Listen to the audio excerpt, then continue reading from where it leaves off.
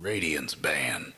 Hello to the two fans and welcome! This is Chicago Ted coming to you live with the Sudamerican Master Dota 2 Radiance tournament. ban. That's right, we got some teams from South America battling it out for their chance at the grand prize here.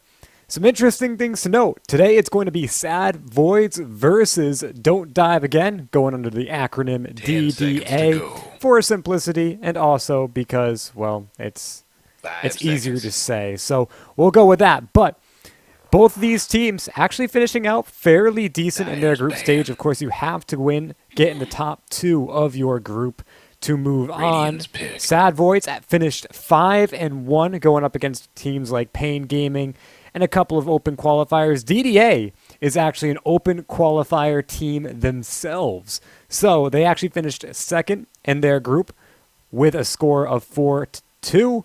Beating out, get this, Not Today. So this could be a pretty legitimate matchup. Both these teams deserve to be here 10 and seconds should to be go. putting on quite the show for us. So just starting out a little 5 bit in the seconds. drafting phase, only a couple of picks and bans going out. Still waiting on our first pick, but Reserve Phoenix and time. Undying will be taking out Undying. No surprise. Of course, not as much more surprise as a Quap and Gyro ban out coming out from the Sad Voids. All this stuff, pretty standard in terms of how the Dota meta is going right now. Just heroes that don't have any issue in any games. They're very versatile. They can play in any draft and just be incredibly potent and have a huge impact. So get rid of them. Dyer's You pick. get rid of a lot of just general strategies and you force each team to think kind of outside the box with how they want to go. Of course, a couple of OP quote-unquote heroes left in the pool still. And DDA, well, they're going to go ahead and nab themselves the IO. So opening up for any standard IO combo or just going Dyer's along the pick. lines of, or going along some different pathing here. Of course, they could go for something like an IO with a Storm Spirit. That seems to be a fairly potent combo. I've seen quite a few times, and they could go really any direction they want with this. Leshrac comes out first for Sad Boys, though. And one of those heroes that you just kind of don't like to play against, but at the same time isn't really worthy of a 10 ban. seconds to go. People have figured him out, so to speak, and can play against him 5 with seconds. decent success. But at the same time, if you let him get a little out of control, he will Reserve take time. that any inch and he'll bring it a mile, dealing a ton of damage in a very short amount Someone's of time. dropped So out like a kid in school. does very well in engagements sort of around the Roche pit. And any enclosed space, really, that he can get up close and personal and get that Pulse Nova. Earth Shaker. The longer it goes on, the more of a chance that Radiant's you're pick. probably going to lose a team fight.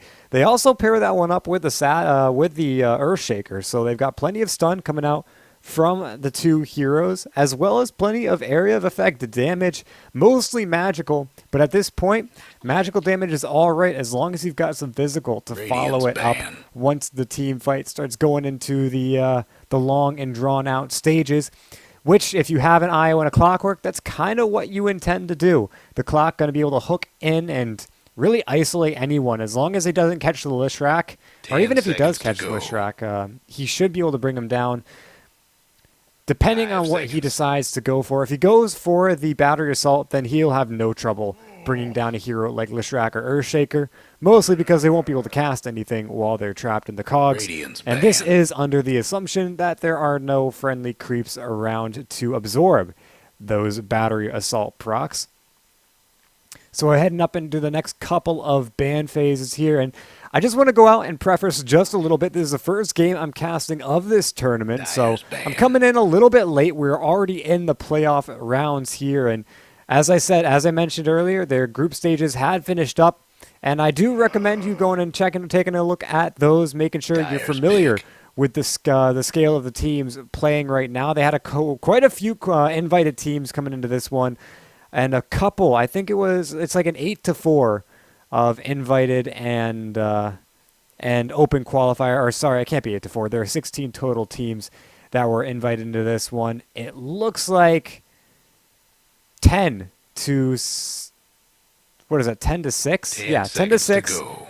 Invited to open qualifier teams, and I'm actually surprised looking seconds, at 5 the seconds. to scatter how many open qualifier teams actually made Radiant's it pick. past the group stages here. And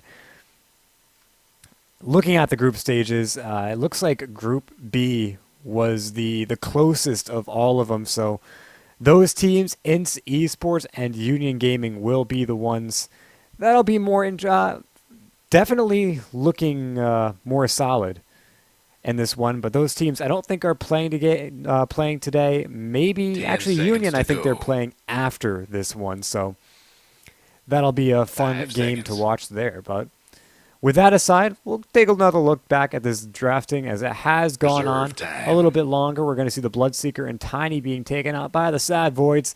Don't dive again. Go ahead and get rid of the Bristleback and the Broodmother. So taking away the double Bs and going on with what they're going to pick next. Again, they have this IO, so a couple standard picks can come out of this one. Now with the Tiny being banned out, that's gone. But never forget there is such thing as a Chaos Knight in this game, although might not be too smart against an Earthshaker and a Darkseer especially. Could still see that one come out. But they're going to go ahead and grab the Invoker. So the Storm pick. combo, not going to be the pick here.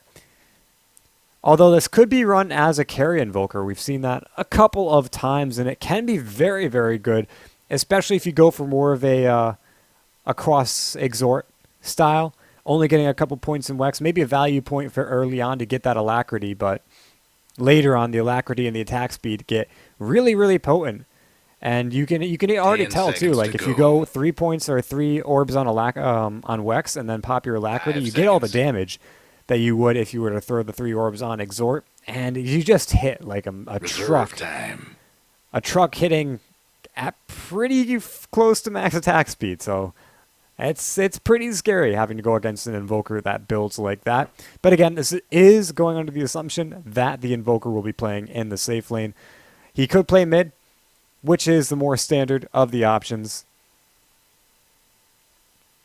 Darkseer, though, the pick out from Sad Voids, that's an interesting pickup. A very versatile hero, can find farm very quickly. Usually goes for the early game items like, the support items like the mech, the pipe, the Crimson Guards, items like that. Just to be able to fight and survive and tank through a whole lot of punishment. And then come out, be able to throw out the vacuums, the walls, the surges on your allies to make sure that no one Radiant's pick. dies. Now, the main problem I see here, which is sort of alleviated by the Leshrac, but not entirely, is that they don't exactly have a huge amount of physical damage. I mean, the Death Ward's great, but that can be stopped by a Clockwork Hook, by an Invoker Cold Snap, or a Tornado. There are plenty of ways for Invoker to stop it, actually. As long as Don't Dive Again 10 have good seconds to presence of go. mind, they shouldn't have to worry about that one. And really, they just got a lot of 5 magical seconds. damage aside from that. Plenty of decent stuns, which I guess is a really good talking point about this team. Reserve time. But I'd be remiss to say that they can take this one really, really late. But again, this does rely on what DDA go ahead and they pick up. If they start going for some more late game physical damage, then this could be pretty scary for Sad Voids. Now, of course, they do have to pick up another support, and they will go ahead and grab Dire's themselves the ban. Lion to combo with that IO. Granted, the IO isn't going to dual mid, which I don't think is going to happen. But again, we'll have to see with this final pick what they're most likely to do.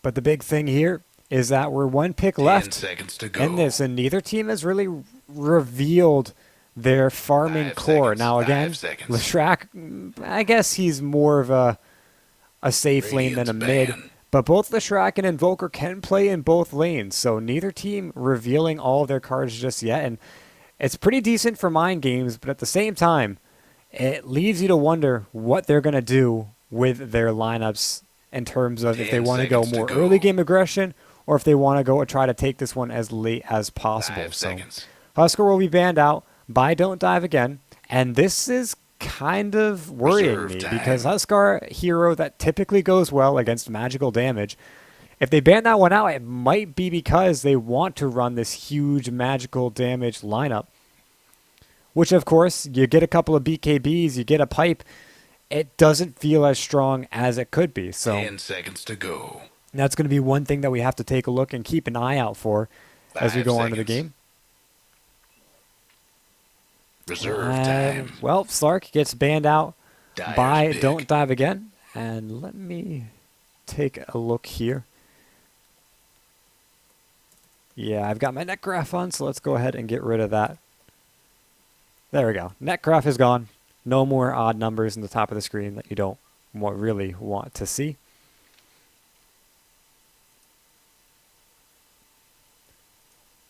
And so, with those picks out, 10 seconds to go. we'll have to see exactly how these 5 two teams seconds. want to round about their draft. Reserve time. Diving into reserve time, both teams actually going pretty heavy into this one. Could be a sign that neither one really knew exactly what they were going to do today, or that the mind games are going strong with both these teams and they're throwing each other for a loop. So, Sad Voids, they got to reveal 20 seconds. What's it going to be for them? It could be anywhere from a huge magical burster / mid or carry, 10 or seconds a physical to go. DPS late game. And I mean, a lot of late game carries are left in the 5 pool. You've got seconds. your Specters, your Voids, your Morphlings are in, so they're actually going to go the Radiant's way pick. of the tide, and they grab themselves a Morphling. Don't Dive Again. Now they got to decide how they're going to deal with this one. They pick up a hard carry of their own and or try to take advantage of a greedy Morphling pick and go for some more early game aggression. And Anti-Mage might be pretty decent here.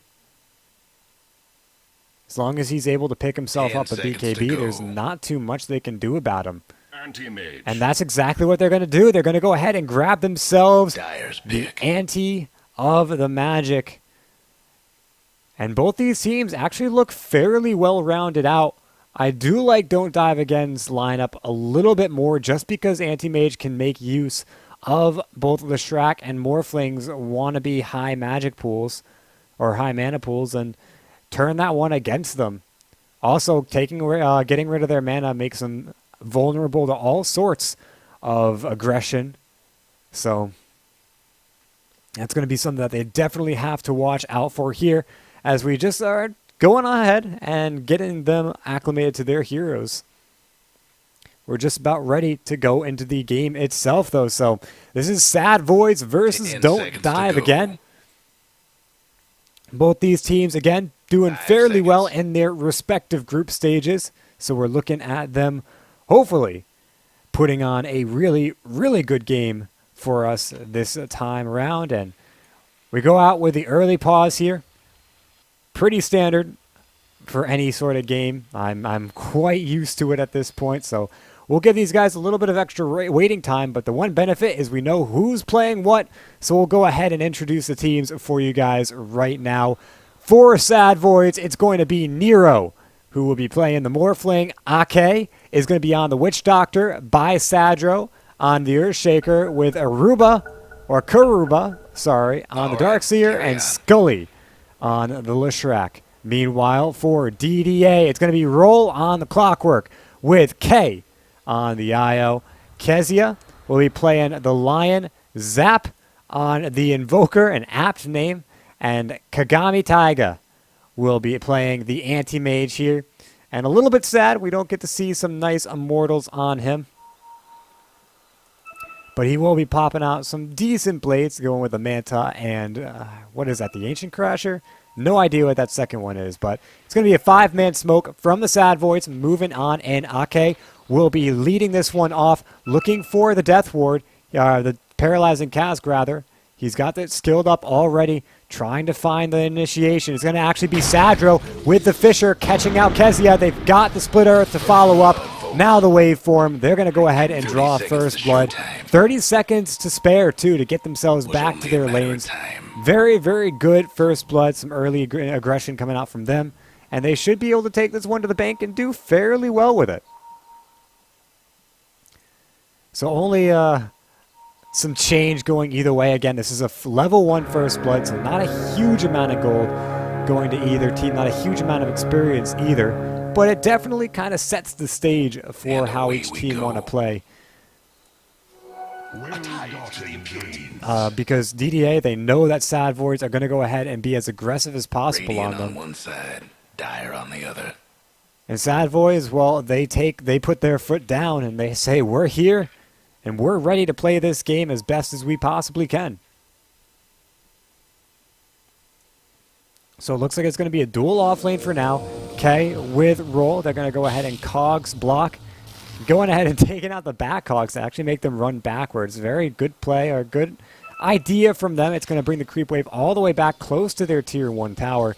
Now we'll have to see if they can keep the creep wave there. Bottom lane is a Kagami Taiga and Kezia, the kind of mana drain extraordinaires here. And they're going to be going up against the Darkseer. Now, if there's any hero that does well versus Darkseer, you got to kind of put it towards the Anti-Mage to be that one.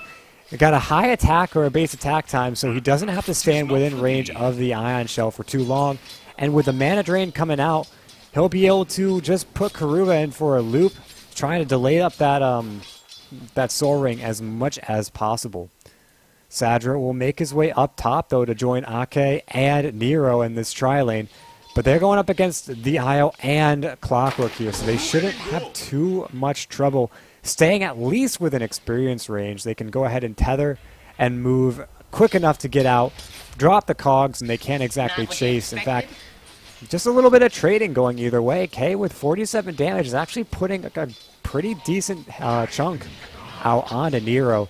Morphing, not really morphing into agility just yet, so he's not sitting on too low of HP right now.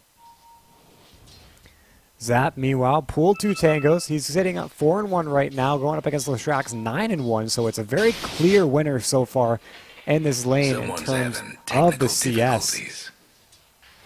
And it looks like he's going to be going for his early phase boost. Meanwhile, a bottle has been completed by the Leshrac. And the mana drain is just already starting to take its toll here on Karuba. Down to about half. He will pop it out an Ion Shell, and it's actually going to surge himself forward. Wants to find a kill on the Kezi, and he actually will find it here. Drops out. Oh no, is Kagami Taiga dead as well? He'll blink himself away. But even with the Earth Spike, Kezia just could not survive against the onslaught of little needles coming out from that Ion Shell. Meanwhile, Zap could be in a lot of trouble. The Fisher block isn't going to connect. Doesn't block him. Forces him onto the high ground, down on the sort of mid ground, actually. But he's able to just walk away here. So the cancel on that Fisher, definitely not helping him out there. But gets a little bit of damage. And I guess that's better than nothing, but doesn't force him away. He can go ahead and pop out those Colossus Orbs, which means he's regenning 7.2 without using any of the tangos, so he'll be doing just fine. The problem with going Quas Wex like this is that his right-click damage isn't that great, and last hitting becomes a little bit of a problem. You can already see he's 6-2 to the Leshrax 17-1. So again, clear winner here on the CS in this mid lane, though it should be noted that Kagami Taiga is actually keeping up with him, 17-6 down here on the bottom lane, and he's hitting these creeps fairly well, doing a good job at finding his CS, and hopefully going to get that Battle Fury out in a very quick time. But again, it's not going to be that easy of a lane. Giving up the early kill to Karuba is not exactly something that you want to do. He did find his Soul Ring because of that, has a Stout Shield on top of it, and is just going to be able to hang in lane and not really have to worry too much about the harass that's going to come his way. They can't lock him down for too long. He'll always be able to surge away. Popping out the double Ion Shells as well. He's going to push this one majorly under tower, which last hitting under tower is a chore in and of itself for any carry. Though his items are starting to come out fairly well. He's got that Poor Man Shield that he went first. With the Ring of Health, should be able to regen what he loses from those Ion Shells. Meanwhile, a bottle has been completed by K, looking to contest the runes, I guess. Radiant's bottom tower seen better days. But with the orbs, he's doing some decent chip damage to Sadro. Ake's in close by, though. No Voodoo Restoration, so it doesn't look like he's going to be regening too much. But Roll goes in. Battery Assault trying to chase up. He's got boots. But it doesn't matter. He doesn't want to dive too far in for this one. Maybe not. He's going to turn, just kind of doing some figure eights right now. Giving a show. Not really committing to anything right now. And I guess The non-committal, making sure that he doesn't have to worry about any counter engagement. But here we go, a block from the Fisher. Now they're going to go in with the paralyzing cast. He'll cog himself, but he's still blocked by the Fisher. Nero's actually dropping very low. Going to run out of mana. The cog drain is real. Maledict is popping down on a roll. He's dropping fairly low. Will throw out the rocket flare, but getting fissured. He's still standing. Roll in here with the bottle. The regen on top of it is keeping Roll alive and kicking, and they almost get a kill. Maybe they'll get one. Rocket flare up in 3 seconds if he can time it. What is it? What's its damage? 120. I don't think it would kill Sadro, so gonna not throw it anyway. Could have gotten a couple of kills up there, but both teams backing off at the right time, using their spells correctly, or at least using them when they needed to keep people from dying, and, well, a whole lot of aggression for a whole lot of nothing. Still, it does favor Clockwork a little bit, as he is sitting at level 4 right now over here in the off lane. And our Darkseer, although he's close to level 6, and he hasn't been splitting his experience with, say, an Io, who's been in lane with the Clockwork this entire time. So a lot can be said about that one. Looking back towards the mid lane, it looks like the same old story, just a different time. The Leshrac 32-1 to Invoker's 26-7, and though they're still split by about 10 CS, the big point here is that the more CS you have, a difference of 10 doesn't make that much of a difference at all. In fact, we can take a look at their overall net worth, and Invoker's actually only 400 gold behind, which is pretty spectacular considering his CS was falling so far behind. But he is starting to build up on some right-click damage, which means he can last hit with more reliability than he was before in the Leshrac. Well, his damage doesn't scale nearly as quickly, though finding a double damage rune, I guess that's going to change for the better for him. We'll have to see. He is spamming out that Lightning Storm, maxing that one out, allowing him to put a huge amount of harass on. However, again, it is getting regen pretty quickly by the Quas. There is a gank attempt. Sadro is going to be the one leading this one off with a Fisher. Should be able to connect and maybe find a kill. But Zap playing this one very, very carefully. And that is exactly what he needs to do. Hanging by this area right here just means that they can't really find a reliable initiation on.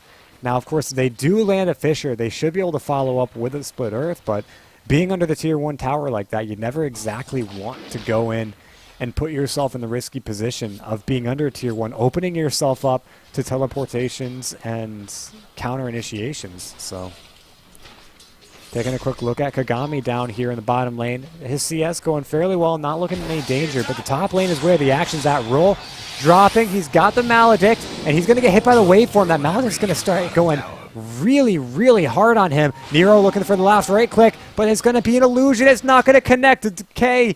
He's going to live this one. Roll, though, not going to be so lucky. Level 5, no way to hook out of it. And Kay actually could be in a little bit of trouble himself, but hanging back for the time being. No real way for the Sad Voids to try to go ahead and close the distance on him, so he'll be safe and sound. A D-ward here in the mid lane. Skilly obviously not liking that one. Loses vision of Zap, meaning he's not going to be able to pop out Lightning Storms whenever he wants. And although that does sort of hinder his harass potential, it doesn't mean the lane for him. Mostly because he wasn't exactly finding any kills on his own. So taking a look at Karuba, sitting on 250 gold. He's looking fairly decent. He's going to have the, what looks to be building a buckler. Though he should have that one out fairly soon. And whether that's going to be a mech or something else, we'll have to wait and see.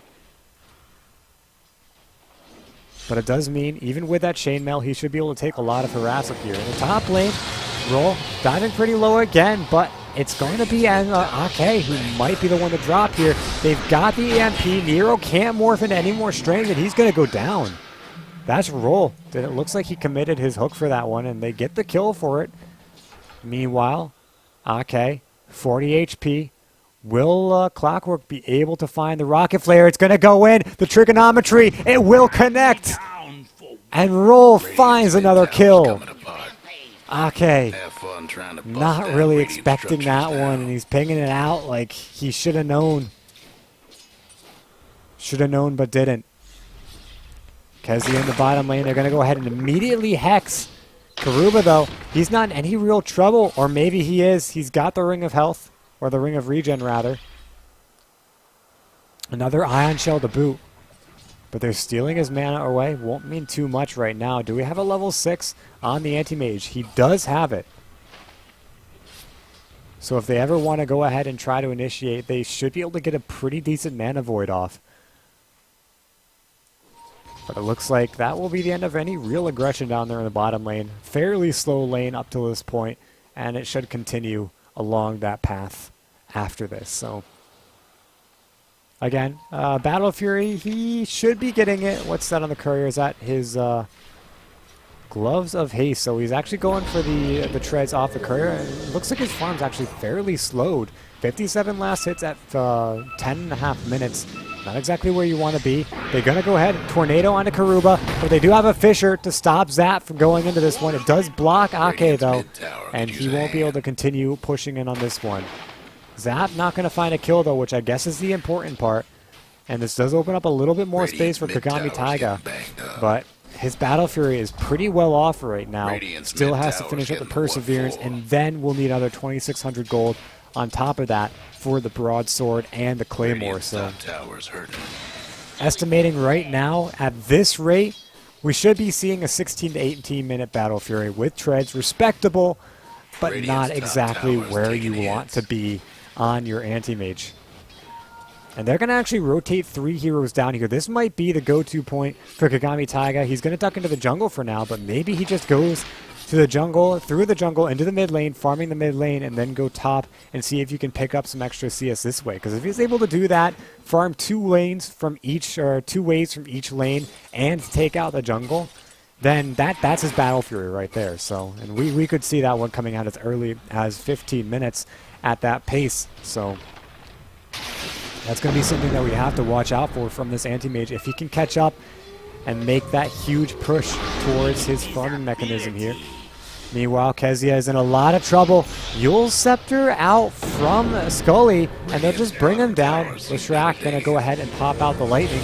Roll, getting hit by the Diabolic Edict. Just skill this one up. It doesn't do a lot of damage, but the minimal damage it does is starting to take its toll. Karuba looking to cast his Surge. He will get it off finally, and that's going to be Roll finding Sadro with a Rocket Flare. Will hook himself into, looks like Scully, but now he's in a little bit of trouble, or is he? Kagami Taiga turning around onto Scully, looking for the kill. Doesn't get it, though. It's going to be Zap taking that one, but Kagami getting a little bit of gold from that, and 137 to be exact. So not that 392 that Zap got, which would have been amazing, but still pretty good. And that will be the finished Perseverance. Could have bought that one. No, maybe not. So he just gets it off from the base. Meanwhile, Nero's farm looking pretty close, actually. In fact, if I take a look at the net worth, they should be fairly similar. In fact, they are only about 200 gold off. The Anti-Mage leading the charge in this one, but Scully is leading the pack, 700 net worth ahead of the Anti-Mage. But he just died, so that slows him down a little bit. Anti-Mage should be able to catch up with that. And even with a maxed out Lightning Storm, you see Zap taking minimal damage from this one. Kind of a funny name for that respect. He hasn't built any extra magic resistance too, so it really just comes down to the fact that this ability does very well in the early game, but doesn't scale, if at all, going on into later portions.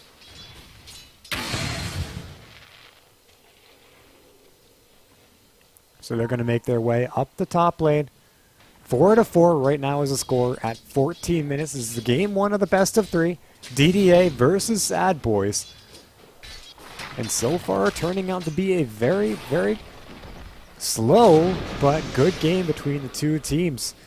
And we'll continue to see more of this action coming out. Again, I still favor the Anti-Mage because of this, even though his Battle Fury is a bit slow.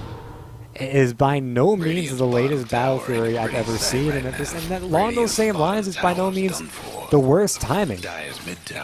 So this could actually slow him down quite a bit, though. They're looking for the Fisher. Can they chain it off, though? They're going into the Yules. Yeah, they should get him. He won't be able to blink away from this one.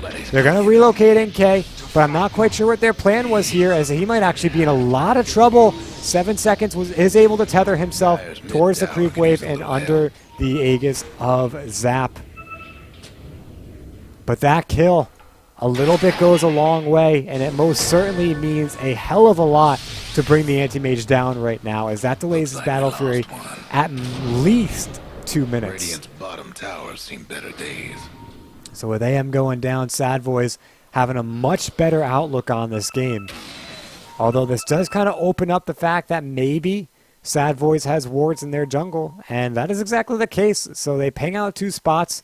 Do they have sentry wards to try to de-ward this? It does not look like Kezia has any right now, so we're just making his way, scouting out something. Breaking down the radiant structures like this. Actually, they see him put an observer of his own down, and is this observer in range? No, it is not, just barely outside of it. So that would have been hilarious, actually, but they know he put an observer ward there nonetheless, so de-warding it shouldn't be too much trouble. And their next engagement might be settled here in the top lane. Okay, scouting out with his balls of fury here, but Roll's going to be the one to really make the engagement happen. Fortunately for Sad Boys, they are able to back themselves off before anything really comes of it. And whether or not it could have been a good initiation, I'm not quite sure. Sad Voids are actually in a position to lose a fight right now, especially a 2v4. Back off nonetheless. Zap and Kezia rotating up top, providing a little bit of space for Kagami Taiga. It looks like they want to try to give this guy some room to make up what he lost from that kill. 16.5 minutes, 860 gold. And his net worth in comparison to everyone else, yeah, he's falling behind the Morphling, and a hook goes in, but it doesn't connect. They look for the Earth Spike too, and it doesn't go either. But they are able to clean up Scully in the meantime. It's Karuba. They need one more right click, and it's going to come courtesy of Zap, and they'll bring him down. That's a killing spree from Karuba going the way of Zap, giving him plenty of gold. Looks like he's building in for that Orchid, which typical for most Quas-Wex Invokers. Guess what's happening? And that is a 1 engagement for DDA in the bottom lane, giving, again, more space for Kagami Taiga to just farm up this creep wave on bottom, potentially even get a tower. This is his Battle Fury completed, though. Not going to push it too far. Picks it up from the side shop, and this is when things get serious for him. The massive tread switching. A typical build from here would be going straight into Vlad's and finishing up the Manta and becoming an all-around terror for Sad Voids, but every anti-mage is different. We'll have to see where he goes from here. Can be guaranteed, though, that he won't be fighting for a little bit longer. They're going to continue going in. Surge from Scully, trying to catch up on the Zap. They missed the Earth Spike there, which a little surprising, a little misaimed too. If you drop it right in the center, then even if you don't quite time it correctly, it should still hit, but he packed it right on the edge, which could have been max range for him. But it's not exactly where you want to be if you're looking to perfectly land an Earth Spike there, so. Lightning, even though it doesn't do a lot up front, it is starting to stack up on Roll. He has his hook ready to go, though, and they're kind of just grouped up here in the top. It's a 4v4. Neither team really doing anything except letting their carry farm in a different lane. And this favors Kagami just a little bit more, mostly because he can just bring down the creep wave in no time at all. But where do we see the engagement? It's going to be a Yules. Roll getting caught. The Earthspike actually doesn't connect. They've got an EMP. It will hit on Karuba, but no one else. The Fisher keeping them back. It's going to be the paralyzing cast, though, securing the kill onto Kezia, which goes the way of Nero. Ake going in with a death ward, immediately canceled by the battery assault. Now they go in, and they're just going to bring him down. No trouble at all if the Fisher comes through, but ultimately it is going to be what looks to be the Pulse Nova that brings him down. In the meantime, though, Kagami's still down here in the bottom lane, still farming up a Storm. and he'll just go straight into that Yasha, it looks like. So, gonna try to bring down this tower. The Dire best do something Won't do about so. that Scully's got bottom a tower. double damage rune. And Kagami makes his way in towards the mid lane, so 6 to 7 right now. Sad Void's a little bit ahead on the board for kills. But let's see where we at in our net worth. First of all, take a look at some items here, but the experience is in favor of DDA. Net worth though for Sad Void, so the very clear indicator of a close game so far. As at 20 minutes, neither team has the clear advantage. At these kind of times, we look at what each lineup is drafted to do. And again, I gotta favor this one to DDA. Plenty of space being given to the anti-mage. So long as the next couple of fights don't go disastrously, they should be able to round this one out. They're gonna drop the finger on Karuba. They'll bring him down with a couple of right clicks, but a waveform comes through, cleaning up the Lion. Okay, we'll try to relocate out, but he won't be able to do so. Nero picking himself up a double kill, and well, remember when I said these fights couldn't go disastrously? Well, that may have just happened. A 2-for-1. Not hugely in favor of Sad Voids. About 600 swing in either direction, or in both aspects, but Tornado going out onto Nero. They're trying to bring him down, but they don't really have the follow-up for it. It's 4 grouped up here in the top lane. And they're pushing, applying light pressure here. Not really making a stand right now. And again, this does go right into the hands of Kagami Taiga. But he's going to have his... Is that his Yasha coming out to him? Yeah, he's got his Yasha finished up, but until he's got that BKB and Manta style, he can't exactly fight. And it's up to him when he wants to start, but ultimately he's just got to be very, very careful. If they're able to chain stun him here, he just can't get slowed down any more than he already is. 21 minutes. This is kind of when you want a perfectly farmed anti-mage to have something like a Vladimir's offering and your Manta style, and getting very close to the BKB. So at this point, I wouldn't say he's behind because this is more average than not. But he's definitely not super farmed right now, and that could be a problem if Sad Void start getting a lot of farm on heroes like Scully, who with that Yule Scepter is building pretty quickly into a Bloodstone. And with a bottle to boot, what's that on the top lane? Nero. Knock, knock, knocking on Io's door will bring him down in no time at all. And that is a Lincoln Sphere. He's got himself a Blade of Alacrity, so probably going to be going for a Yasha, most likely into a Manta of his own. Good build for him. Not going more of the shotgun build, mostly going for right click. And that could be very beneficial, but at the same time, he's got to be able to deal with this anti-mage. And Manta style will accomplish just that. Make it so anti-mage can't exactly just focus you down. The MP comes out, and they're going to pop the hook in to secure the kill. Nero comes in looking for the waveform, but won't connect on anyone. But here we go, Scully with the Yule Scepter. Zap will get spiked in from the ground. They've got the Fisher. They've got the Adaptive Strike, and they will make quick work of the Invoker. 8 to 11 right now. And that ends up being a 1-for-1 trade in a way, but Scully is just getting a lot out of some of these engagements right now. Radiant's bottom tower ain't a pretty sight right As now. is Nero. He's got the Yasha finished up, and his farm is actually very close to the anti-mages, which is a problem. This anti-mage has had his Battle Fury out for a good 5 to 7 minutes now, and he's going to make his way. He wants to fight now. This could either be a big problem or a big plus. Can he get the Mana Void off? He'll go for it. Finds a double kill. Will he get a triple? He will not. However, Roll is going to take that one courtesy of the Rocket Flare. And that is a huge, huge fight for DDA to take. 2,200 gold swing, 2,700 experience swing. That is a finished up Manta style for Kagami Taiga, and again, that is going to help him build into that the BKB at a relatively good timing. So 24 minutes, his farm looking fantastico after that double. Okay, he's going to find himself a haste rune, allow him to get up and close and personal. You got a ball going at the speed of sound, Well, he is Ball of Light, so I guess the speed of light makes a lot more sense. But 522 move speed, that's not exactly relativistic in any real sense, so. Still got some classical Newtonian physics for this IO, unfortunately. Well-gotten gains. So the Manta style does get completed up.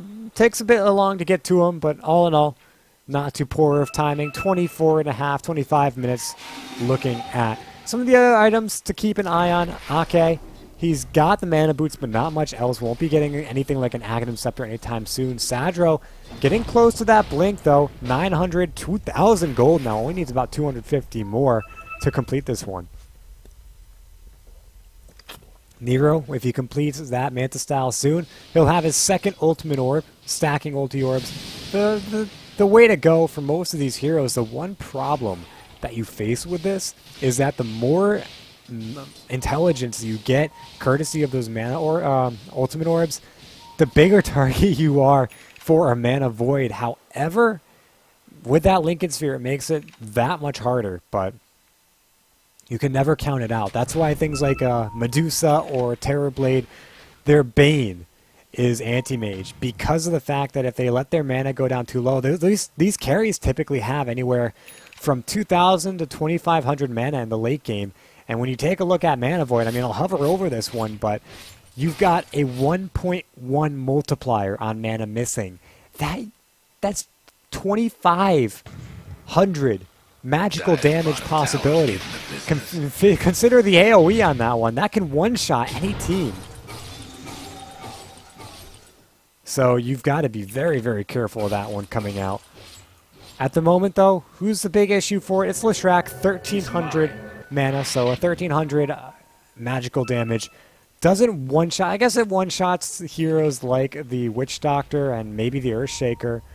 Who else might be squishy? Maybe the Darkseer, but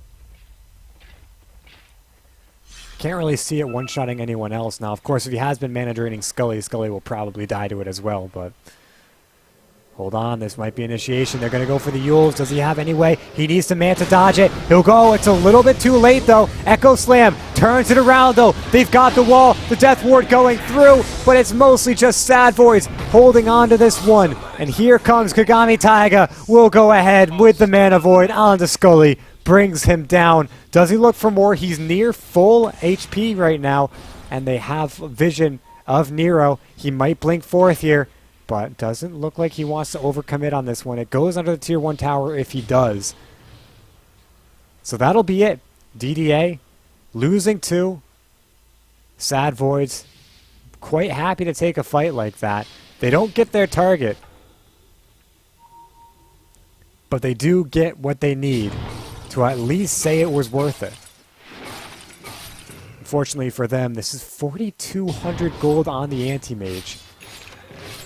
And I wish you could break, like, what would be great is if you could take these graphs, like, I'll show you the net worth graph right now. But I wish you could take this and split it up between heroes. Like, that would be an amazing feature to have.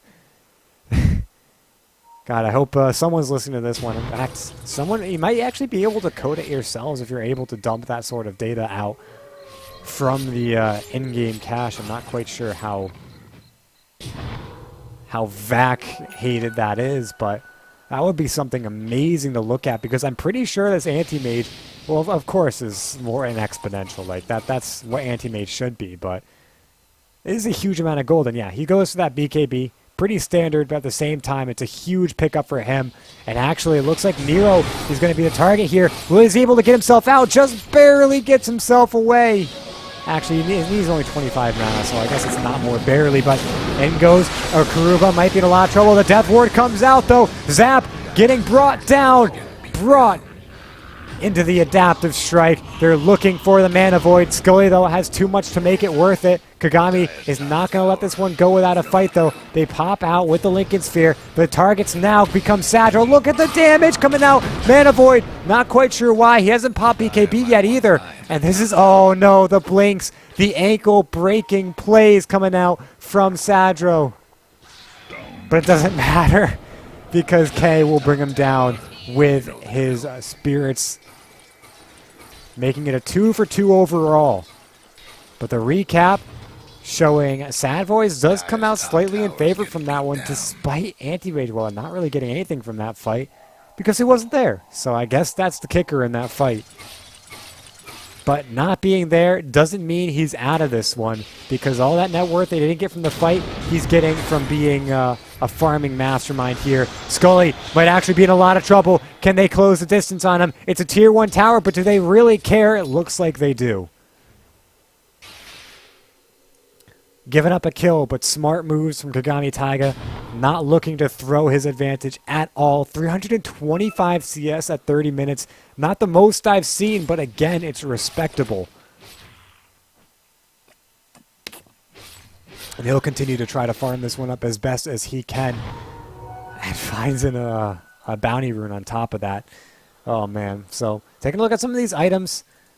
Zap. Looks like he wants to buy a BKB of his own. He's getting relatively close to it, but close doesn't mean he has it yet. It's going to help. BKBs, again, we mentioned in the draft, are going to be very good against this lineup from Sad Voids. Okay, looking for those Guardian Greaves, and he'll have them very soon. He's got the mech and the arcane boots up and ready to go. Kezia, not really building into much right now. Might just want to finish up those Tranquil boots to be safe, but I think, if anything, he's got his eyes set on that blink, but that's going to be a long way off. Roll, in the meantime, not really building into an Aghanim Scepter, but he's got the Forest, he's got the Blade Mail, and now, with a Cloak, should be able to sit through some magical damage, sort of along the lines of a BKB, but not completely nullifying it, which still validates the Blade Mail pickup. Karuba, in the meantime, he did finish up that mech. He's looking for a pipe right now. As was said in the draft, this is kind of the build style that he wants to be going. Just finish up these big team fight items and just be that rock in the center of the fight that makes sure that even if things aren't going smoothly, your team is always in a healthy position to continue to turn around the fight and hopefully win it out. So, Witch Doctor with a cloak of his own will probably be building into the standard Glimmer Cape. Nero, though, the kicker here, he's got the Manta Style, 3,000 gold on top of it. Earthshaker with his blink completed a bit ago, so he'll be blinking, slamming as much as he can. And finally, Scully, the Bloodstone completed, looking, I guess, for a Glimmer Cape of his own as he goes with the cloak pickup next. And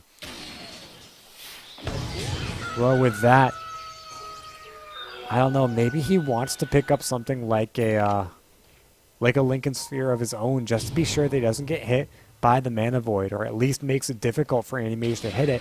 Either that or a BKB would be absolutely perfect for him, but I guess treating the symptom and not the cause here, as he wants to mitigate some of that magic damage that will be coming out from it. And it is a one-size-fits-all solution, whereas BKB has charges and cooldowns. Cloak is always up, so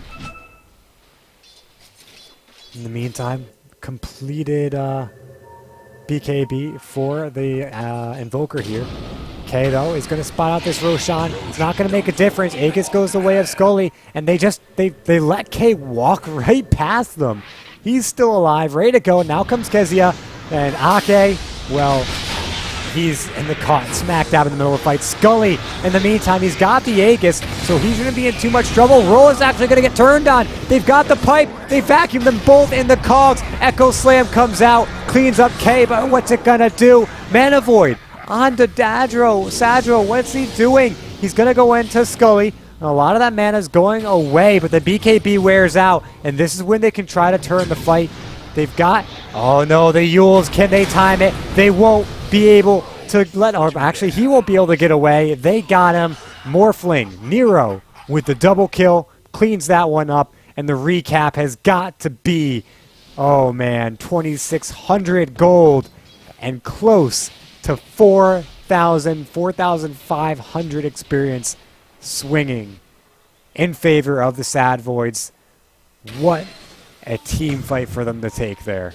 Radiant's mid tower's coming apart. And the Mana Void on the Earthshaker. I'm not quite sure.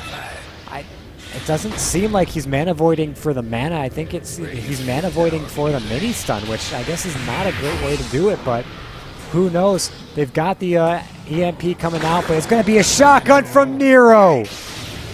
comes straight in and cleans up Kezia. Io will go down to Leshrac. And that, on top of the poor fight that they took not too long ago, they lose another 2. They lose a tier 2, and maybe even have their high ground broken right here, right now. But it looks like Sad Voids, they're just going to count their wins and back themselves off. A tithe to the impurities. So Nero, that E-Blade, whew, that is a huge amount of damage coming out for the Morphling here. And you can already see Kezia just cannot stand up to it. And the further this game goes, by the way, I mean, he's sitting on 240 agility. The further this goes on, the more heroes he can just straight up one-shot with that ability. Bottom lane, they've got to be careful. Are they going to spot out? They catch him. Can they chain it up? He needs to BKB now, but he doesn't. They catch him with a Split Earth, but they don't catch him with much more. He'll just kind of run around in this fight. They've got the pipe. And Kagami, he wants to chase now. Finds Uba or Garuba here, and they'll bring him down. That is going to be a Mana Void to secure it, but the Basher doing work. So 16 to 20, and finally DDA get another kill. Can Roll bring down Nero? They go ahead. They're going to Roll's going to cogs him in, but it looks like Kagami, he wants this one. Can he get the bash? He's looking for more. They got the relocate in, but not sure where it is. The bash comes out, and Nero will go down. A godlike going the way of Zap, 1,000 gold. And just like that, where Sad Voids were in such a commanding position, DDA take it right back, rip it from Sad Void's hand, and now the pause just to add icing to the cake right now, as they need a quick second. But holy macaroni, what just happened there? Whew. And this is only game 1. Like, you thought we've had enough action for the day. It's not nearly enough. You guys are in for quite the rest of the day here. I guess I'll take this time, take a swig of the water, make sure that, you know, the Golden Throat is all ready to go here. And taking a look at this Bloodstone, 11 charges for Scully. Has he died since he picked it up? I mean, the big thing here is, even if he hasn't, or if he has, then... if he has not died, then he only has gotten 3 kills since he picks it up. And with the Perseverance pickup, this screams to me that he's going either Refresher, which highly unlikely, let me tell you right now, or the more likely Lincoln Sphere pickup from him. And again, this is for the Mana Void, but I want to say that something like a BKB might just be the much, much better option. But Lincoln's gives you a little bit more than BKB in a sort of rounded out sense. You look at BKB, you've got the magic immunity, great. You've got the extra strength and a little bit of extra damage, great. But with Lincoln Sphere, you've got the block, which is not as good as the magic immunity, but still accomplishes its purpose, because if they have 2, they can pretty much evade everything. I mean, what are we looking at here? The Mana Void, Hex, and a couple of targeted spells by the Invoker. I guess also the Earth Spike, but Earth Spike and Mana Drain. So a couple of things, but well-timed Lincoln Spheres will be able to accomplish what they want them to accomplish. But on top of that, it gives regen, it gives a slight bit of damage as well, and it doesn't just give strength, it gives all the stats. So it gives you that 10 strength, plus 10 intelligence, plus 10 agility, which is great. It's exactly what they want. And actually, does Lincoln Sphere add anything more? Oh, it gives another plus 5 to each of the attributes. So it actually gives more strength than the BKB, which, looking top down, actually Lincoln Sphere is turning out to be, I guess, a better choice. Again, the magic immunity is better, but the damage block, as well as giving more stats and more bang for your buck around the board, is what he's more going for here. So Zap, though, I mean, Even though he's building a Lincoln Sphere, he doesn't have it yet. Zap's going to have his Orchid, 2 seconds, doesn't have any dust, so getting a kill here is actually going to be very, very difficult. I mean, Glimmer Cape only lasting for the grand total of 5 seconds, which I guess if you're a god at juking, should be enough for Scully to get out of this one, but Zap may still commit here. The big issue is that there's still a tier 1 standing up here in the top lane. So if he commits too hard, he might just see himself getting brought down. So it looks like with the G's flying, we're ready to go back into the game. 3, 2, 1, start. Zap, is he going to go for it? Walks right by and, I don't know, it's still up in the air.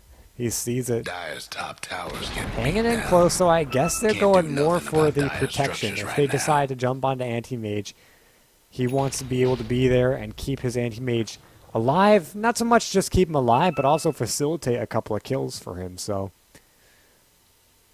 a well-done Invoker initiation with an Anti-Mage can 2v3 for... Not quite sure they can 2v5 this one, but we'll have to see. Anti-Mage still being very, very aggressive. They're going to go in for Sadro. Ake's in close by, but it's not going to make a difference. They want the Mana Void, but they shouldn't do it. He's got way too much mana. Is he still going to go for it? I'd be really surprised if he did. Cast it twice, but gets fogged each time. Kezia, in the meantime, is in a lot of trouble to vacuum back. They'll bring him down.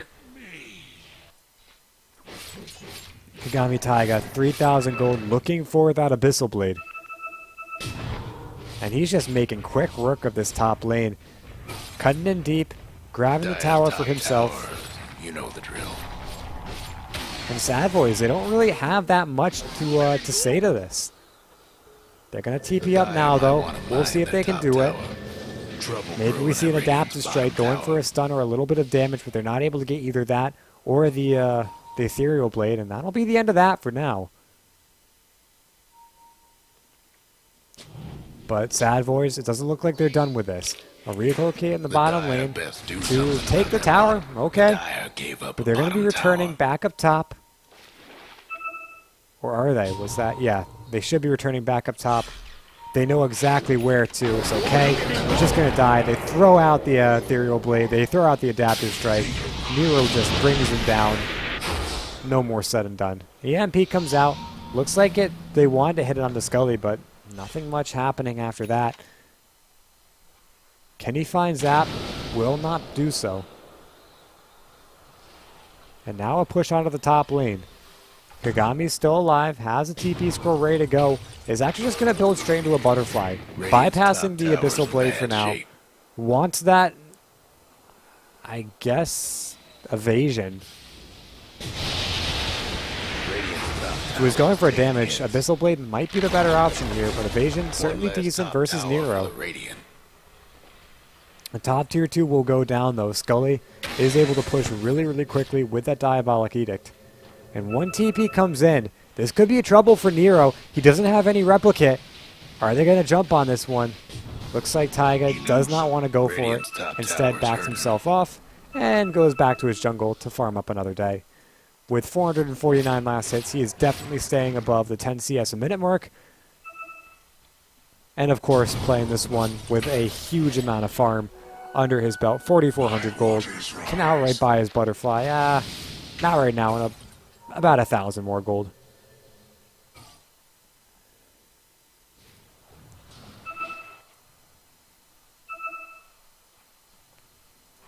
So across the map, things going fairly slow. We had that little point in the middle where fights were just breaking out left and right, but both teams now realizing, or at least DDA realizing, how much more farm they need to truly be able to take a super good team fight. But they've won the last couple, which could definitely be a huge factor with how this game starts to play out. And they're going to get a 4-stack down here in the bottom lane. Anime is just taking this one to the bank. Huge amount of gold for him. And that is his butterfly if he wants it, but it looks like he finished up his Abyssal Blade instead. Carries him close to that butterfly still, but with the Abyssal Blade, he might be able to go in onto Nero. Though he does have Replicate out, so he won't be able to do too much with it. Instead, in the bottom lane, there's going to be a pipe pop. They throw out the Fisher. Cogs keeping Scully in the middle of the fight. Nero going in, though, looking for an Ethereal. He drops it out onto himself to try to survive here. And now, with a Paralyzing Cast, an Adaptive Strike cleans up Kezia. But in the back lines, Kagami is doing a cleanup of his own. Backs himself off for the time being, and Nero will go to finish up this tower, but Kagami might be ready to dive into this one again. Zap will clean up Sadro. And it's a 2 for 2 so far. The team fight recap being as useless as always.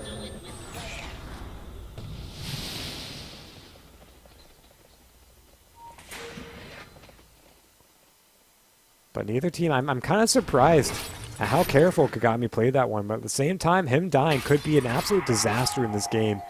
So he's got to play this one very, very carefully.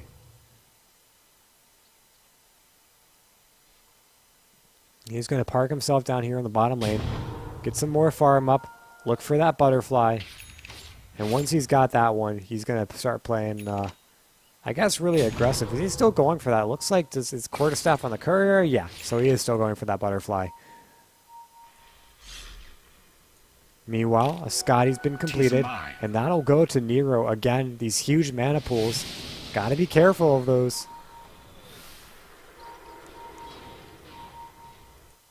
But with the Lincoln Sphere onto Nero, almost the Lincoln Sphere onto Scully, Mana Void might not be as big of a problem for them as it has been previously.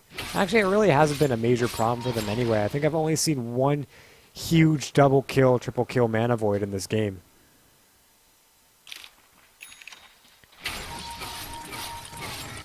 But that could change in a heartbeat, and one amazing one could definitely end this game. So Ethereal Blade now going out on the roll. Pops himself with the Blade Mail, though, to keep that from going too much further.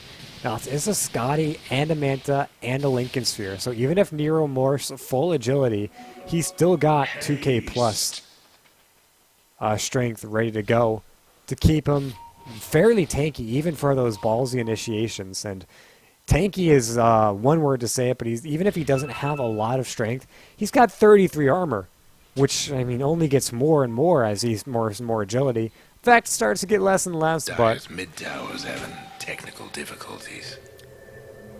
I mean, armor's still always good.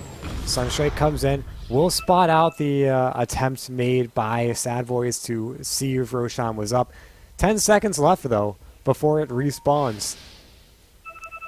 And that's given enough time for Sad Voids to make use and push out this mid lane, try to give themselves as much space to go ahead and take Roche. Sadro just staying for a little bit longer. He spots it out. They know it's up. And it looks like Scully will be the one to try to take it out. Not quite sure he can do it solo. Instead, Nero makes his way on down, but they've got a Rocket Flare to scout it out. Now what they do with this one. Nero goes in, starts right-clicking it down. Is anyone able to react to this? Zap will make his way in. Dyer's top tower, But it's only the 4. Hold on, no, they've got the relocate. They're going to go into the pit, make their way in. The hook, it catches Nero. He doesn't have Lincoln Sphere. If they drain his mana here, 1 Mana Void could be a lot to bring him down. Scully dropping low as well, but he's got his Lincoln still up. Kezia will go down, and Nero dropping very, very low, but morphing strength. But the bash will facilitate his death. Scully, in the meantime, makes his way into the pit, but is going to beam that Kagami Taiga is able to get close enough maybe to find a kill. 5 seconds on that. Actually, he's going to get himself away. The Glimmer Cape was enough to back him out, but is it enough? Is Karuba going to survive this one? A Yule Scepter. They go for the Fisher at the same time as the Split Earth, and Zap is just going to go down. In the meantime, Kagami, can he finish the Roshan? He's dropping very, very low. And Roll going to buy back into this game. Roshan is very low as well. They cannot afford to give this one up.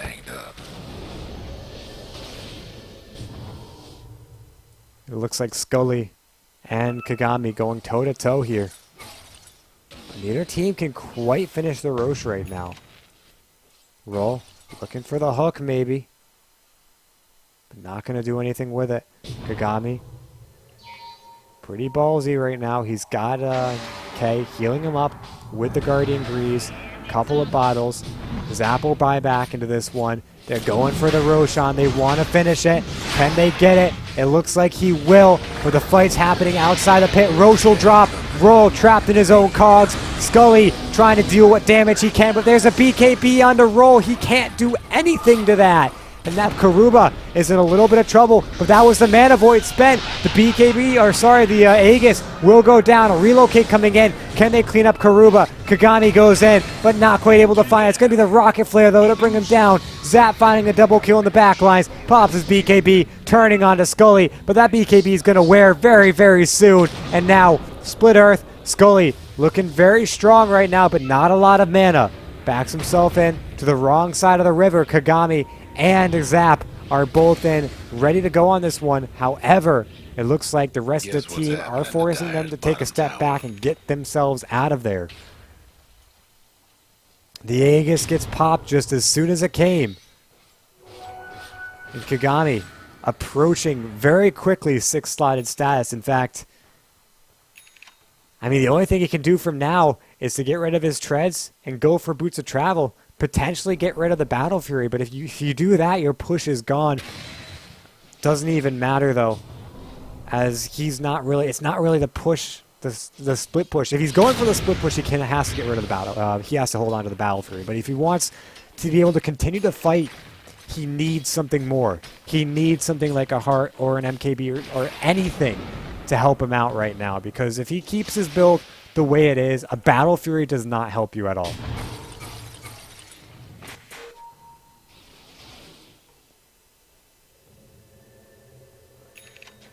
So it looks like he might spot out Scully and Ake. They've got the flare. They know exactly where they are. But there's 5 over here into the tier 2 tower. Karuba making his way in. Sadro close behind. But Nero's up front. Not really taking anything. Playing it like the big man. He's got 2,700 HP.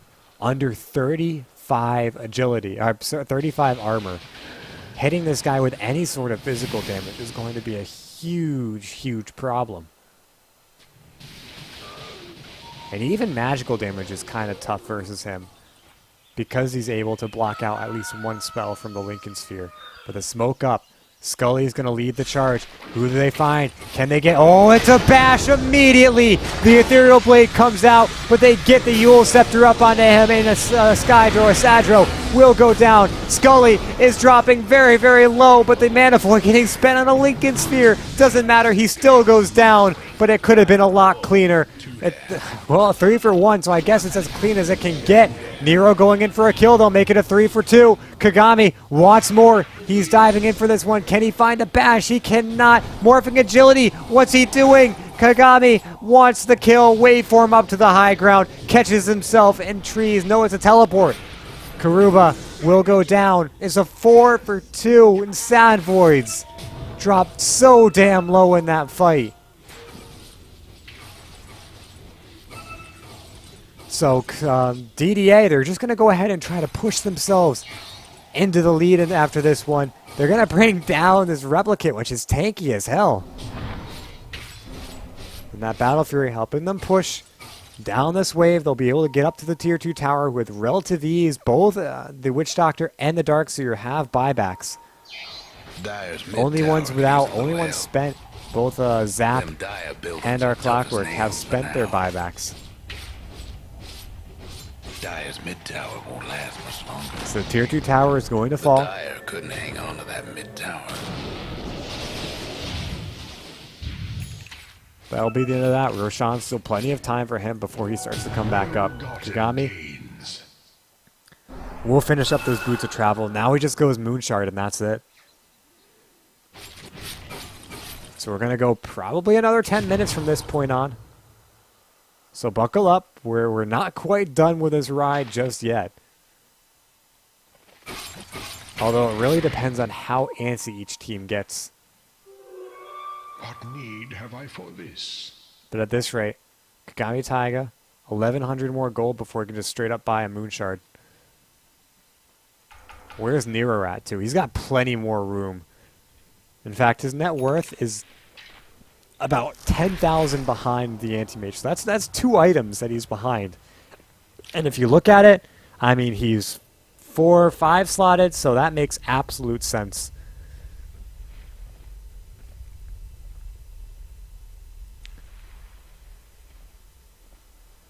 But things are going to slow down pretty heavily right now. Smoke up, though. Kagami, they're looking to go through the jungle. Try to find what kills they can. But it's only going to be a couple of creep waves that they find, some neutral camps. Just saying hello. Welcome, neighbor. Players here. And the bulk of Sad Voids group themselves onto the bottom lane. The pings come out, though, and this Observer Ward's going to spot out a rotation if they break the smoke. Smoke will break now. They reveal in the mid lane. The pings come out. They know exactly what's going on. Looks like they're going to try to take a fight under their advantage, but with this Radiant Observer Ward, everything is being spotted out. Another smoke! The bait-in switch! They're going to go right up the high ground. They're going to come right from behind. Sad Voids, they could be in a lot of trouble right now.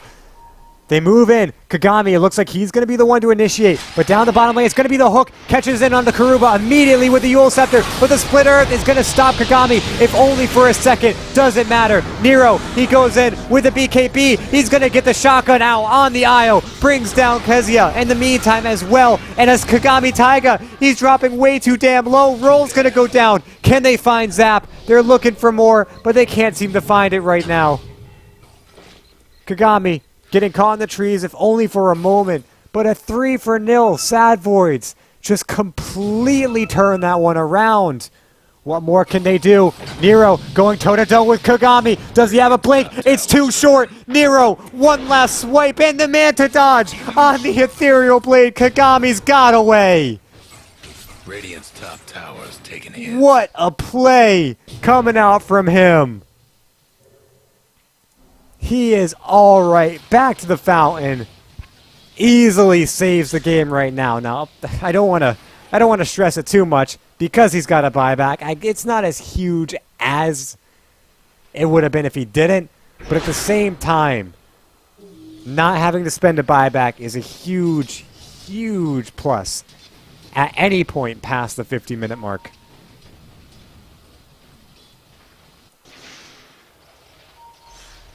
So again, things just slowing right back down to a crawl.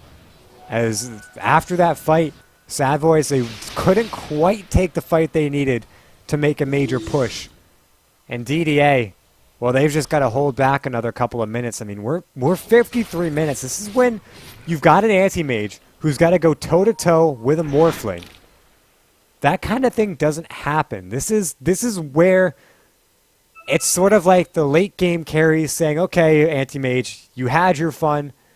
Sit down. I'm going to show you how a real carry does it. Speaking of real carry, though, Kagami, he goes straight on in, drops by Sadro. He's going 1v4. Unfortunately, though, hold on. Is it really? They're going to hook in to Scully, a blatant nail, BKB.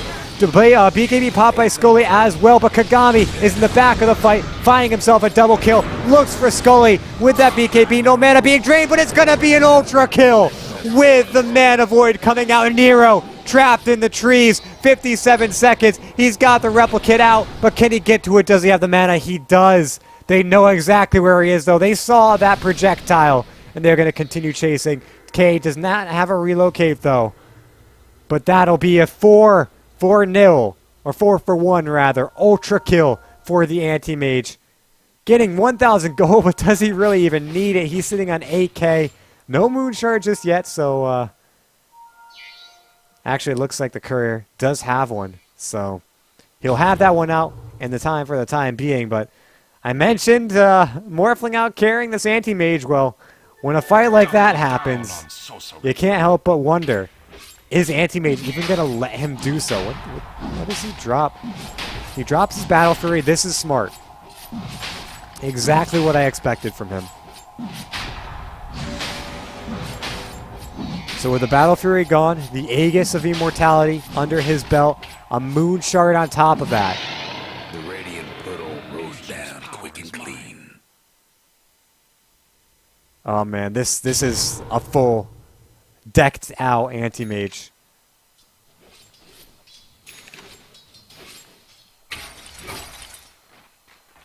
So we're just going to see him push down the bottom lane. That DD rune is going to wear out before he's able to do any real damage to the tower. And only downside to giving up that Battle Fury is the wave tends to last longer than you'd like it to. But he's not really worried. He two-shots creeps anyway.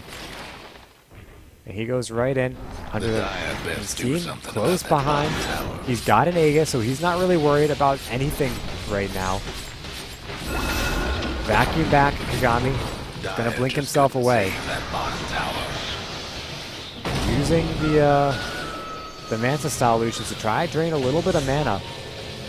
But this might be their fight. No, a TP back from Zap. They're backing out of this one. Again, just going back to farming up. Making sure that they don't throw away any advantage right now.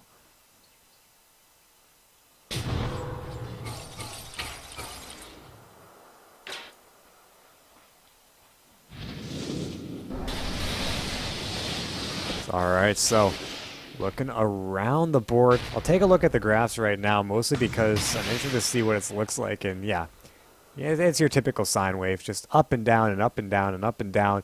DDA, though, a significant experience advantage so far in the game. But at this point, I mean, I struggle just looking at graphs because it doesn't really mean anything. The only thing that matters here are these statuses right here. So a hook comes out, it will miss. The Ethereal Blade onto Zap is not going to be enough to bring him down, and Kagami knows exactly what his targets are. He goes straight in for the supports, wants the Ruba. A Death Ward comes out, it's still there. No, it's not. It gets canceled up. In the meantime, Kagami, he's dropping very, very low, still has the Aegis. He's not worried, but it's going to be Nero bringing down the Lion. Kezio going down. Sadro dropping very, very low, but with the Aegis being popped, all of a sudden Kagami is in the wrong place at the wrong time. The Yules, can they chain this one up? No, with the tornado coming through or the cyclone coming through, that buys him enough time. Or does it? Nero with the shotgun brings down Io. Kagami on the run, but it might be Zap who's in a little bit more trouble here. I take that back. Both of them are home safe and sound. And it's a 3-for-3 on that fight. And no one really coming out on top of that one. Only slightly, I guess, in favor of DDA for the experience. And much more slightly in favor of Sad Boys for the gold. So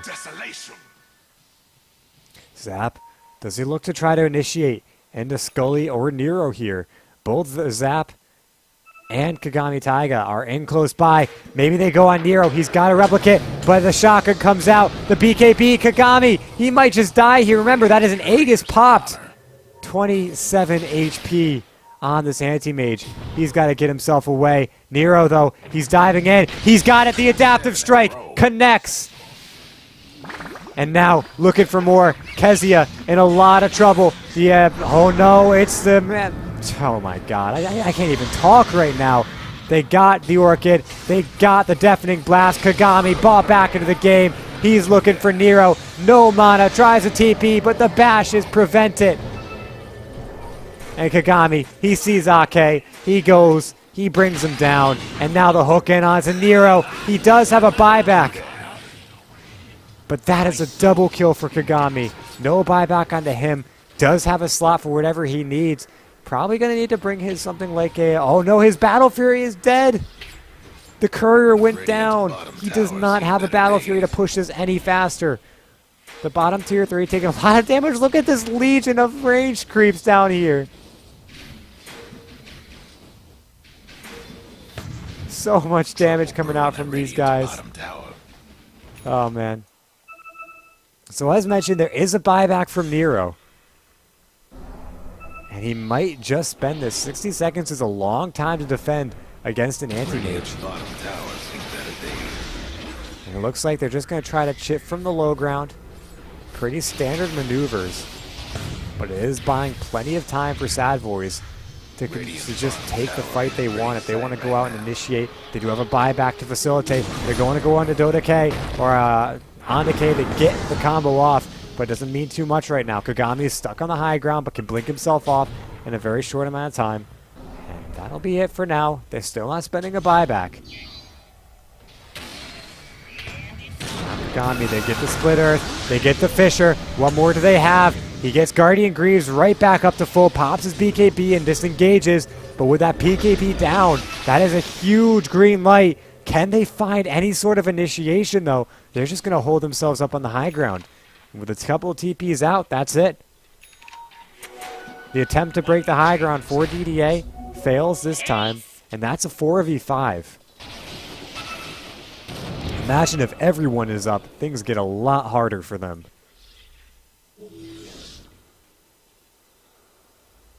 So as far as item progressions go, I mean, as an Aghanim Scepter out for a Karuba, but I don't know, big items, I guess it should be noted that Nero is close to being 7-slotted, you know, of course, with the Moon Shard going to be the next viable option for him. Almost surprised he doesn't do it right away. 4,300 gold. Yeah, he's got plenty of gold for it. But he's going to hold on to that for now. Tornado comes out. A break of the high ground the other way. Scully just goes right onto it. Yules himself up to evade the EMP. Doesn't want to deal with any less mana than he has to. Okay, goes straight on in, but it dies immediately. And Kagami Taiga, now he wants revenge for the fallen little buddy. He's going to look for Casadro. In fact, he's just he doesn't know what to do right now. Now he goes in, finds Nero. Can he find him to bring him down? Scully's there, just keeping the engagement from getting any worse right now. It's a 2 for 2, 2 for 3, a buyback on to Zap. And it looks like, oh, what's going on back here? Roll in a lot of trouble. Nero, he wants to engage onto this one. They Yules him up. Now they go for the shotgun. Do they even? They just throw an adaptive strike onto him, and they'll bring him down. That's a gem hitting the deck. In the meantime, they're going to bring Zap right on back. Do they have any vision of him? Do they have a gem of their own? It does not look like it. No, it does. Karuba has it, except he wasn't able to stay close. So one buyback, and that is on roll.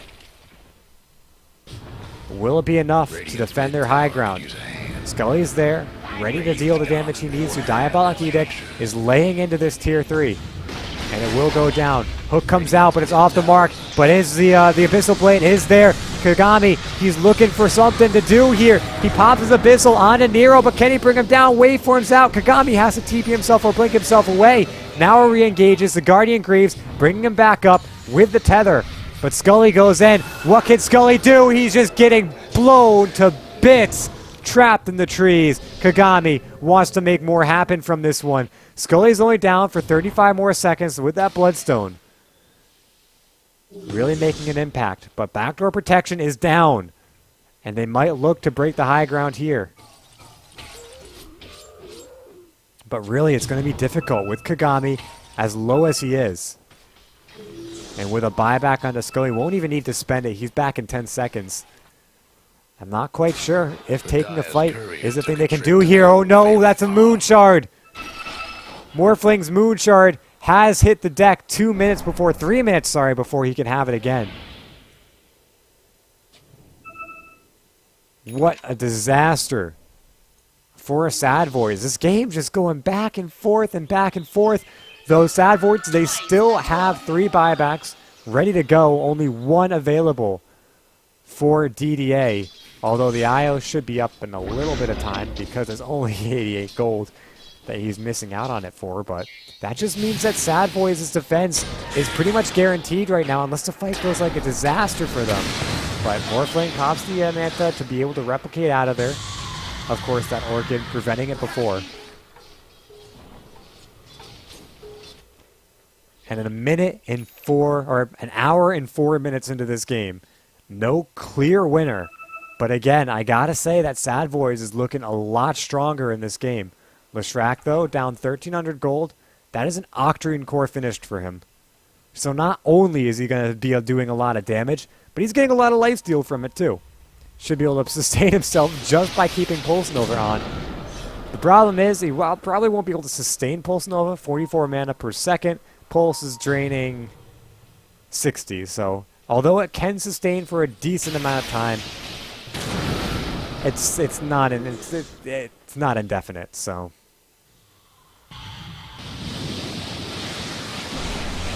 Zap's still trying to farm up, but the age of farming for DDA is widely coming to a halt. I mean, these guys, they've been 6-slotted for 10 minutes now, and they still haven't been able to win a clear fight.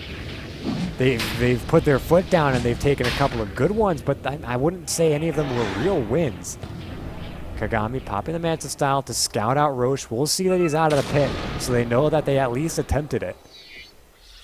Pretty close to full HP, though. Means they weren't able to do too much with it.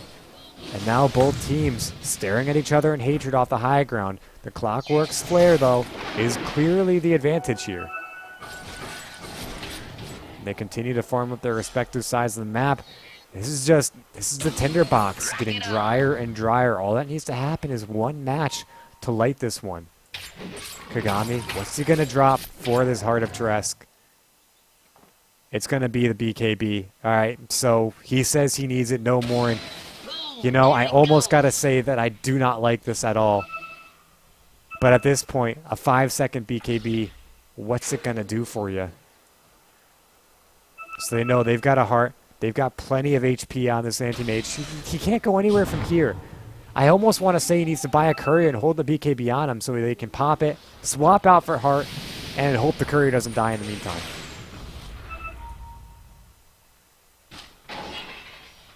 Hook comes in, though. Roll. Is that an Aghanim's? It's not. 40 seconds without a hook. Means this fight delayed for another 40. And I don't know if Sad Boys actually saw that.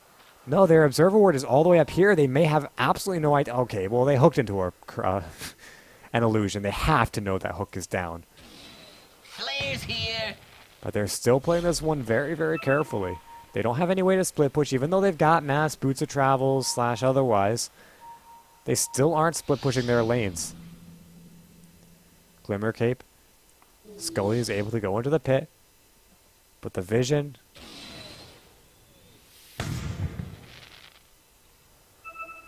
Yeah, he Glimmer Caped, I think, right about here. So they have an idea that he was in there before. But they're not entirely sure. So what's it going to be? They're going to make their way into the pit. Full vision. Do they have any idea where the team of DDA is? They have no idea. DDA's got full of the fight, though. And now, with the tornado going in, Scully's going to BKB right off the back of it, taking very little damage. No mana burn from that one. And now with the BKB popped, this is a carte blanche for DDA to start to initiate. BKB immediately on the Zap. He's going to go out with a deafening blast. Zero. He's getting cold snapped up. He's hexed. What can he do in the fight? He's on the high ground. He got a BKB. Goes around the creeps. But what's happening? It's going to be, oh no! Kagami Taiga gets 3v1 in the back of the fight. He buys back into it. Nero, though, getting all of his strength back. Kagami, how long is he going to stand in this one? Scully is getting everything. Look at this sustain from him. The Octarine core keeping him in the fight. A relocate, saving Kagami's second life.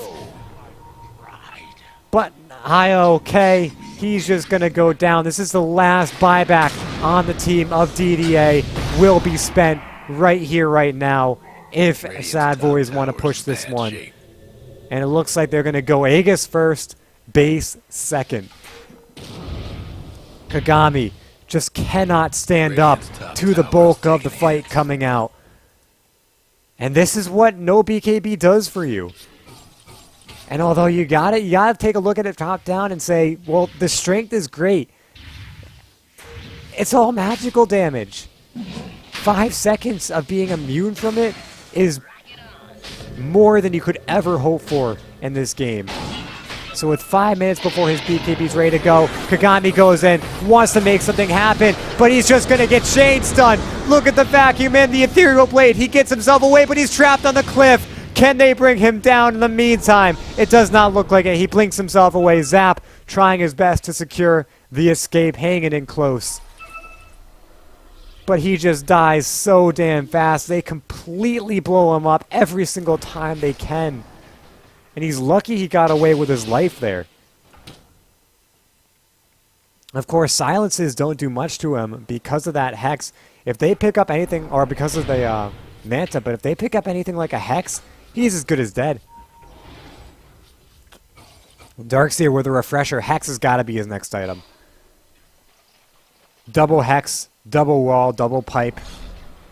You can't really double up mech. I don't think you can double up either mech or pipe, but double wall and double hex are huge, especially with an anti-mage. It's going to be a lift up and a meatball to fly, but it's not really doing that much damage. Deafening Blast and BKB immediately out roll. He's going to throw out Nero gets blocked back from the cogs. Kagami goes on in, but he gets chain stunned up again. Look at the Pulse Nova dragging down his HP bar slowly but surely. And that's a 1-for-0 right now, but Sad Boys, they're not swayed by the lack of their Witch Doctor at all. They just continue to back in and out, looking for more. The vacuum in, the wall, the Echo Slam. Can they bring Kagami down right here? He gets relocated out, but Roll does not have the same luxury here. They're going to go in with the Earth Spike, the Pulse Nova. They bring him down. A buyback from Zap. What can they do? A Deafening Blast. Can they bring down Nero? He's going to go ahead. He wait for himself out. Kagami's in with the Mana Void. It just cleans Leshrac up. Karuba short to follow. Buyback immediately from Scully. BKB. Kagami is dropping low. No, he blinks back in. He's back up with the Guardian Greaves. Scully, he can't die again. This could be a disaster. Nero turning in. 4K. Tries to bring him down.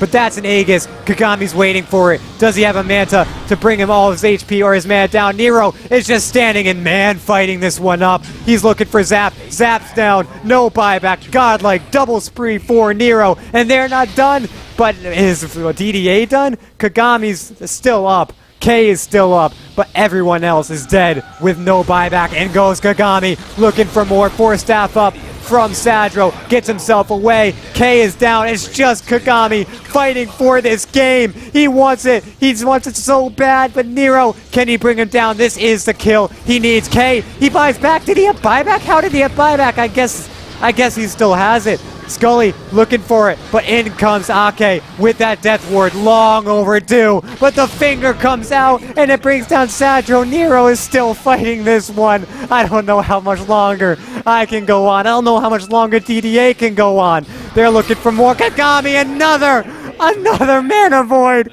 Gets a triple kill. What the hell just happened there? Holy mother of God, Kagami alone. It keeps their dream alive. This is only game 1. Goes to the bottom lane. Buyback from Earthshaker. Sadro and Ake are back in this game. Fisher, who else is there? Can they bring him down? Major questions they need. They've got everything. If he goes down, no. There's so much fought so hard. And it looks like his goose could be cuck one more Fisher. They cannot find it. And he is safe for another day. But nothing comes out of that amazing defense from him. No towers, no base defense, no equalizer. In fact, speaking of no equalizer, Scully is right on in to the bottom tier 2. The TP comes in. Kagami, he's got no more mana. Cannot blink from this one. But I don't think Scully knew that. Most certainly did not know that, as he probably could have turned around and maybe gone for the kill there. But he backs away, saving his life. Whose? I don't know. Just his. And 74 minutes in. Still, no Ancient has fallen. One has taken damage, though. Down but not out. DDA are looking like they're barely scraping by. Look at this board. If this isn't any indication of how this game is going, I don't know what is. Oh, no. Anti-Mage. He says that's it. He's had enough. This is the desperation play from him. No boots. Boots are overrated. They're just going straight for the jugular. They don't want anything. They don't want barracks. They don't want moon wells. They just want the tier 4s. They just want the Ancient. They want this game to end. And they go for the smoke. The pick on Nero. 2,400 HP. Could be gone in a flash if they play this one correctly, but he replicates out. The flare was the kicker. And they're just wasting time in the jungle. If they waste too much time, this bottom lane is just going to push in. They've got to go for a fight now, and they've got to win it. If they don't bring down everyone, someone just boots or travels into the bottom lane. Someone just boots into the mid lane. They've got to do something. They can't. The waves are too pushed in. And the rapier is just going to get revealed. This is a disaster for DDA. They wanted that Kale so bad. They wanted the Morphling, but they couldn't quite find it. And heads up play from him, knowing that the flare is in, knowing it can be back. Kagami in the meantime, his buyback comes off cooldown. That's where we're at right now. Late game buybacks and they're off cooldown. Oh man, 3 minutes before the next one's up, I think. 2 minutes if Scully is able to farm up that last bit he needs. With the rapier bought and ready to go on Kagami. Revealed, they know exactly what they're up against this next fight. Or do they? Karuba, he's got to be careful. He goes in with the Ion Shell. He backs himself away. But the pack, they've seen him. They tasted blood in the water. Kagami, he just blinks in. Oh no, if he blinks to this camp, Karuba's dead. Karuba, what are you doing? Oh no, Kagami goes in. He's gonna immediately, the bashes come out and he's dead. 4 hits grand total and Kagami brings him down. That is 90 minutes or 90 seconds, but he is one of the 2 heroes on the board with buyback. Oh man, unfortunate, but at the same time, a kill is a kill. Giving them anything they need to push this one just a little bit in their favor. They've got the 2 Forge Spirits pushing out the bottom lane. They've got the full 5-man pushing out the mid lane. Now they just need to make this high ground happen. Again, barracks don't matter. Moonwells don't matter. Creeps don't matter. Heroes don't matter. It's only the Ancient that matters in this fight. Can they do anything about it? Kagami goes in, finishes off the tier 4, but he gets stunned out immediately. What more can they do? Fisher comes out, the shockwave or the shotgun comes out, the splitter comes out, but he's too damn tanky. Roll goes in with the hook. He catches 2 with the 4-staff out, the vacuum in. Kagami's trapped. But is he really? They've got the 2 replicates of him. They're going in, but the Mana Void Morphling, though, is on the triple kill. And Kagami on the run. His team is dead. Is he dead? That's the Rapier hitting the deck if he goes down. And he will. Rapier on the ground. Nero picking that one up. And I almost want to say that's it. 120 seconds. Anti-Mage is down. Does have buyback. But does he have another Rapier? Not if he buys back here. I just don't know anymore, guys. I just don't know. I think that's it. I think that's it. Middle lane's pushing in. Bottom lane's pushing in. The heart rate of DDA, as in any tragic ending to any heartfelt movie, you hear the beeps slower and slower. You're hoping for that flatline to not happen. But it seems like fading in and out of eternal sleep, DDA could be on their last breath. Double buyback. Jolt of life. Can Kagami make a solo defense happen again? This is a Rapier on Nero. A Rapier and an Aegis if he picks it up.